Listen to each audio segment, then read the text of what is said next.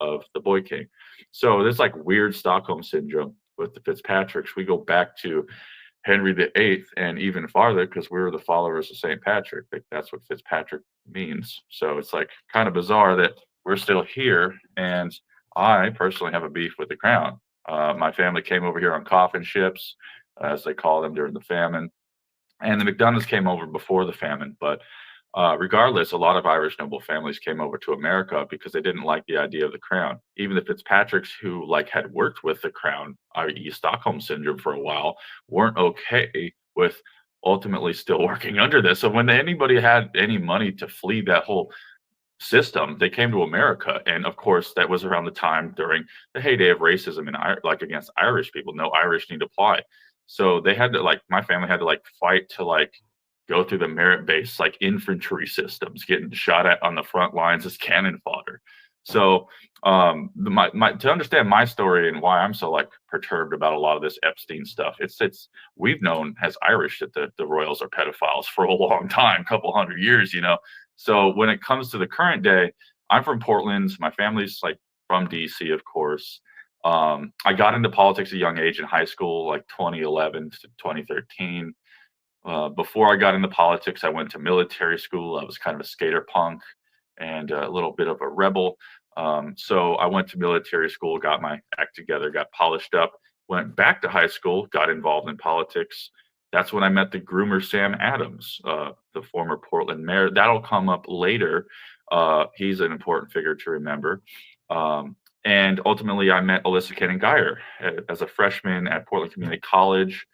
I was like groomed by Yale recruiters, but instead I stayed local and went to community college. And actually, that was probably the best thing that could have happened to me, and also the worst because I ended up meeting and being the legislative intern for Alyssa Cannon Geyer in my freshman year, and she was a secret granddaughter of J.C. Penney. I found that out before I even met her. I'm not gonna not do my research on who I'm assigned to intern with in politics. So I knew who she was quickly, and I quickly met her husband, who's a weirdo. We'll get into that later. But yeah, for many, many, many years, I understood, if not me, then who, if not now, then when. And I'm one of the only people with the wisdom and knowledge to really understand who these people are hiding in plain sight. And I'm not going to sell out to them ever. I'd rather die than sell out to anybody. So I took the opportunity to probe and ask questions in the Facebook Messenger, getting Alyssa Cannon Geyer on the record, off the record, you know, kind of two-step, like, hey, we're friends, but also like ultimately, like, if you don't do the right thing, like, what do you expect is going to happen? Like, you think I'm just going to sit on this and die and go away?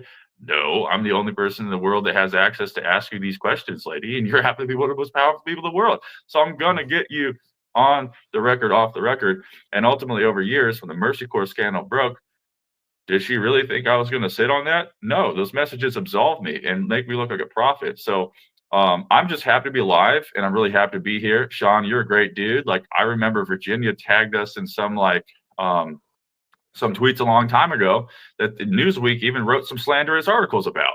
And I believe that actually raised the profile of some of those whistleblowers that Virginia was tagging to the degree that Virginia Gade did not want that to happen. So they started like banning everybody across the board talking about Virginia. So shout out to you, Sean. You've been one of the most intellectually consistent people online, really harping on this issue and really talking about and defending and amplifying Virginia's signal. So shout out to you for never giving up on that. I really appreciate that.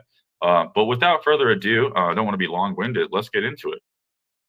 Yeah, thanks, guys. And viewers, if you are watching, we've got Elliot and Patrick's links are in the description box. I'll put them in the live chat right now so that you guys can go over to the X, the Instagram, and the Spotify and listen and watch the rest of the work. And I find it fascinating, guys, you know, that from such a young age, you guys have got such insight and you've had this glimpse into this dark world. It is a dark world. And hopefully we, the people, can make it better, because unfortunately the people in power are all complacent, and we have to take it into our own hands. We have to spread the knowledge. We have to awaken us so that we actually do stand a fighting chance against all of the dark people that rule over us. We've looked at, you know, what Mercy Corps does a bit, But how was Mercy Corps formed? Patrick, you want to take it? So Mercy Corps was founded in, I believe, the 80s, 70s. I can't remember the exact chronology. I've talked to Alyssa Kenningeyer. I've actually confronted her specifically about the founding of Mercy Corps. And actually, it was a Christian organization started by some Christians or something. And then they changed the name to Mercy Corps. And I asked Alyssa about that because she claimed, and I'm like, I don't know what I believe. I believe in the grand architect and the universe and spirituality and whatnot. I'm not sure. I don't believe in dogmas. A monotheist, I guess, or I don't know. I just believe in all things and that there's a grand creator. But with that being said, I like to question things. I like to have answers to, like, okay, you said this, but why did you do that? Like, okay, it was a Christian organization without the dogma or anything, but why did you change to, like, all this other stuff? And Alyssa responded, said, well, we wanted to work in the Middle East more, so we got rid of any Christian roots. Well, ultimately, if we look at the Yale articles that we'll pull up later, we understand that Neil Kenningeyer literally said in the Yale article that, no, we're working with ISIS, the Taliban, North Korea, and other extremist groups, and nobody has clean hands, so we have to do it, you know? And I was just like, whoa, this guy literally is saying he's working with terrorist organizations. And going back to the message with Alyssa, she said it was founded as a Christian organization. The on paper upfront excuse is that they wanted to work in the Middle East so that they had to water down their Christian roots. Well, what, working in the Middle East or working with the Taliban? There's a big difference there, you know? And so it was quickly changed under Neil Kenningeyer's leadership from whatever roots of founding that they had. Yeah, they work with whoever they want when it's convenient for them. And then when it's not convenient, they demonize them. And it's they're all over the place, aren't they, with it? So it was co-opted then for various reasons, Mercy Corps. Is that what you're saying? Most definitely, from all the research that I've done.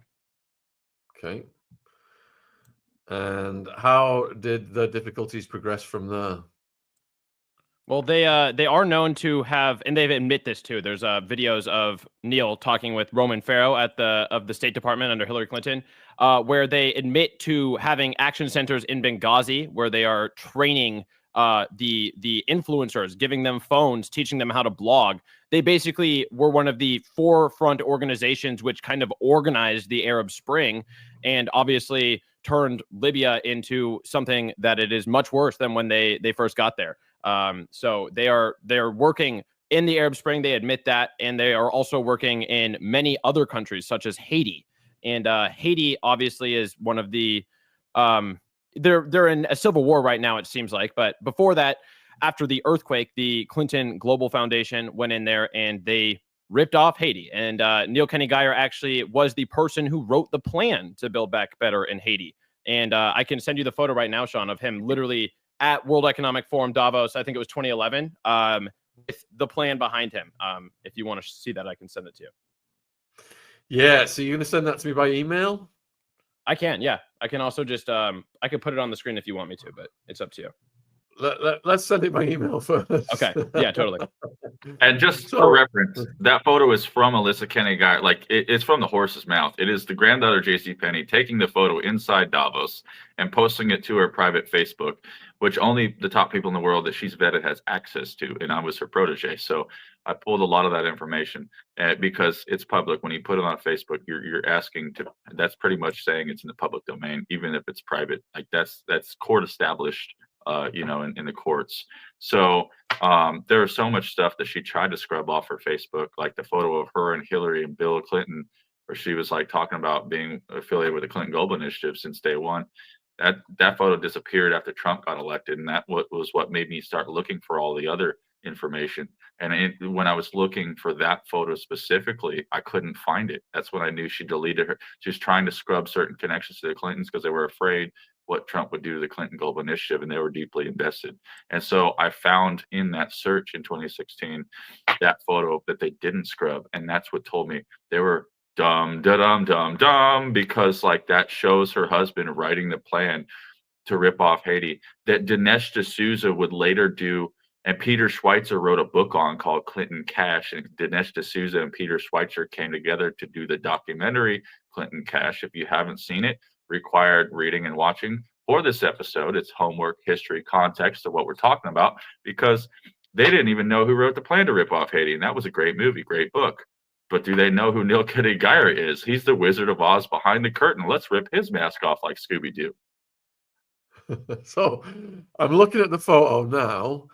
So what I need to do is run it by my lawyer if I'm able to publish this in a future episode. Let's just hold off from doing that right now. But if you guys want to describe to the viewers what's on the photo, that's fine. Yeah, it's just a picture of Neil Kennedy Geyer in a World Economic Forum breakout room with his name in the top right corner. He is in the photo right in front of him, writing on the board, Haiti, Build Back Better. There's some other things in there as well, but those are the main things that the Build Back Better slogan was kind of coined by Neil Kennedy Geyer at a World Economic Forum breakout room. And we can get into their World Economic Forum connections pretty soon. They kind of run it, or at least did. They have front and center seats at multiple different World Economic Forums. That's also from Alyssa's Facebook. You can see them taking pictures front and center right in front of Klaus Schwab and Bill Clinton. So they are the priest class of Davos, as Patrick calls them. Yeah. Please do get into the WEF side. Yeah, man. So like I said, Neil Kennedy Geyer is a leading voice at the World Economic Forum. He actually, I'm pretty sure he ran their humanitarian program for a few years, which is why he had such influence at Davos. And it sounds like, based off of Patrick's messages, is that they actually got to go to Davos for free. Normally, you have to pay $250,000 or something like that to go to Davos. And it's extra insulting to know that the taxpayers via USAID also gave the World Economic Forum millions of dollars, even though these rich people still have to pay thousands of dollars to go there. I don't understand why we have to fund them as well, but it's pretty crazy. Patrick probably has a little bit deeper information since he knew them. Go for it, Patrick. Yeah, it's just kind of crazy. Like, I remember when a couple of years ago, before I even knew what Davos was, like I'm almost certain that like they were trying to insinuate that they would bring me in, but I didn't understand. I was trying to focus on this organization at the time. I was trying to focus on Millennials for Solidarity. It was an organization that I tried to start a while ago, but I'm not really focused on anymore. I try to unify people on the issues like prison reform, drug reform, the issues that politicians really don't want to talk about, but everybody on the grassroots really wants done. And I figured that there was a way to do that through linguistics and language, unifying language rather than partisan language. So I started this organization, Millennials for Solidarity, because millennials really see things very differently than boomers. And we like to come together a lot more than boomers. There's a lot less divide in our generation, especially Elliot's generation. I'm a millennial, he's Gen Z. So like we all have a piece of the puzzle. We all stand on the shoulder of giants, but at the same time, it's like I had pretty much like told Alyssa that I wanted to focus on bridge building around the Malheur Refuge standoff with the Bundys. It was in Oregon in 2015. And I said, I really think Kate Brown should de-escalate. She should go shake these people's hand. I know that sounds insane, but she's going to look like a hypocrite to her base on militarized police if she then uses militarized police to attack. And I told Alyssa Kenning, I said, the Republicans from rural areas don't believe militarized police is a problem in their district. I know this because they've told me this in the legislature 2 years ago. They won't vote on a bill against militarized police. But now that Burns, Oregon looks like Red Dawn, I think they're willing to come to the table on legislation. And it's not a question, it's a statement, because I already had the Republicans on the back end. I already had the conversations. I was messaging them too. I said, are you guys now seeing what I'm saying about militarized police now that Burns, Harney County looks like Red Dawn? They're like, oh my God, we never thought you'd be right, but holy shit, damn, you're right. Excuse my language. And they were like, yeah, we're willing to come to the table on a bill. So then I went to Alyssa and said, Alyssa, they're willing to come to the table on a progressive bill against militarized police. Are you ready? And she's like, no, we hate the Bundys. And ultimately that's much bigger. It was tied to like Robert Mueller's, I believe, like Uranium One scandal. And that's why they put all the force against the Bundys, because the sample for uranium that like allegedly Robert Mueller gave to the Russians on a tarmac through Uranium One, that sample came from Harney County, Oregon. So I was not understanding why there was such hyperbolic response from the feds to kill Lavoy Finicum and like arrest them all. But then I realized years later, oh, that was connected to Uranium One, and they were never going to support Millennial Solidarity's idea to get a bill against militarized police because it was national security level stuff that they didn't want to talk about. But going back to Davos, during that year, I was sitting on Alyssa's couch when I found a Millennial Solidarity in her house. That kind of like harkens back to like how Obama founded his campaign on Bill Ayers' couch, but I don't think Alyssa understood that little like nuance. I'm like, yeah, I'm a family saw there on your couch. What's up?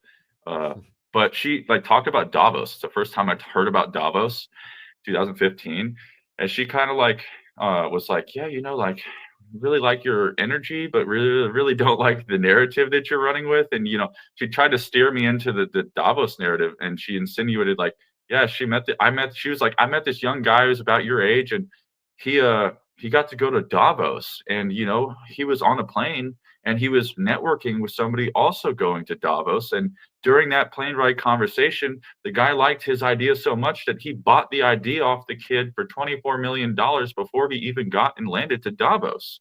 And I was just like, oh, okay, yeah, but Millennial Solidarity over here, though, like I didn't know what Davos was. I didn't know what she was even trying to say. And in retrospect, that might have been an insinuation for a possible, can we see if we can get Patrick to shut up if we dangle a little Davos carrot? But I didn't know what the hell that was. So I nodded and smiled and ignored and pivoted to like, no, we need to build bridges on these issues. Years later, I found out again at 25th, around that same time, a year later when Trump got elected, I was browsing her Facebook again, looking for the photo of her and the Clintons. And I just started finding like all these photos of her in Davos. So we have not just that photo of Neil Kinagaya writing the plan to rip off Haiti, but that is of a series of many, many, many photos that Alyssa snapped and naively put on her Facebook. And yeah, we're talking Ban Ki-moon of the IMF. We're talking like these photos include like people like Bono, Bill Clinton, Bill Gates, just all sorts of Sanjay Gupta, like David Gorgon. Like she says David Gorgon's like her favorite person in the world in that photo. And then I'm like, wait, who's that guy? Didn't Alex Jones confront that guy a long time ago, like about Bohemian Grove? And I'm like, wait, he did. And David Gorgon like shrieked like a demon in response to Alex Jones. And like said he was like pointing at Alex like a voodoo doll he wanted to stab. Like, you are not a gentleman. That is not gentlemanly. Like, we don't talk like that. We don't talk about Bohemian Grove. Like, he was super angry. And I'm like, whoa, that guy's a demon. Like, that's the guy Alyssa is like in a photo with at Davos saying this is her favorite person in the world. Whoa. So yeah, there's a lot of stuff about Davos we could go into, but I want to keep it more concise. Yeah, we can get back into. Oh yeah, I'm just to recap for the viewers. Then this is J.C. Penney's granddaughter. Did you say earlier? Yeah, yes, that's sir. Actually exactly what I was about to get into. You read my mind, because that was a connection we didn't explore too much. So, sorry, Alyssa's father is David Geyer, and he was the president of Save the Children in the 70s and 80s. Her mom is Carol Penney, who is the daughter of J.C. Penney, who I think most people know J.C. Penney from the stores. Now, J.C. Penney was a 33rd degree Scottish Rite Freemason, and he was at least a 7th degree York Rite Freemason. He won a medal from his lodge, which was the Distinguished Service Medal in gold. He also donated the mannequins to the Manhattan Project, where they blew the mannequins up in Nuketown.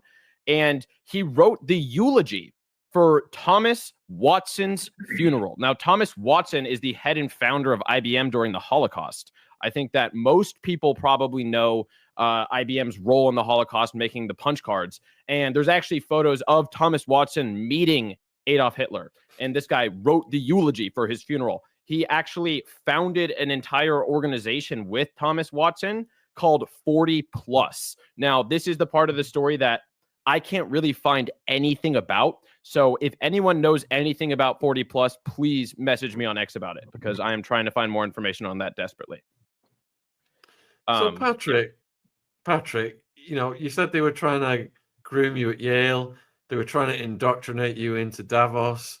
So at Yale, what kind of conversations were had with you where they were I trying to never get went you to Yale. I there? got to clarify. I was groomed by a Yale recruiter of the Pacific Northwest who built Mercy Corps' headquarters and did a lot of other high-level projects.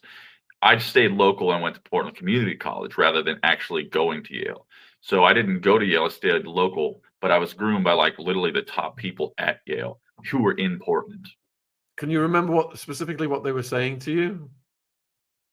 For example, like when I was being groomed, like in high school before I met the Kenny Geyers, I was at a steak dinner with one of my high-level mentors, and I sort of kind of knew that he was a Yale recruiter, but I also forgot in the moment. I was like, folks, we went to steak dinner, and he was like, "Hey, man, where do you want to go to college?" And I was like, I had like I had a dumb moment, I guess you would say, or a naivete moment, and I was like, I answered honestly, without really realizing what the point of the dinner was. It was clearly a dinner to feel out if I was interested in going to Yale possibly, but I didn't see that opportunity. I didn't know what that dinner was about. Thought it was just a dinner between friends and my mentor and I.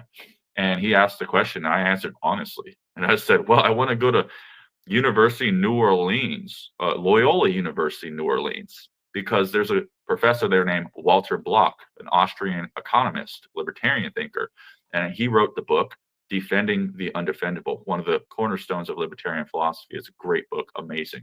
Explores how to take a philosophical approach on defending the most immoral, heinous things. I'm not talking pedophilia or anything like that. Excuse the language. We're going to have to edit that possibly. I know YouTube censors things. It's kind of weird. We can't even say the facts of things without YouTube censoring. But the dinner was like pretty much about like feeling me out of where I wanted to go from here. And I said I wanted to go study under Walter Block because I read his book, Defending the Undefendable. And it was such a fascinating book. That's the professor I want to study under. Well, it turned out that I didn't actually go to Loyola. I stayed local. I went to Portland Community College. But again, I was just kind of steered in a lot of directions by mentors. And they're like, hey, you should apply for the legislative internship program freshman year. And I'm like, what's that?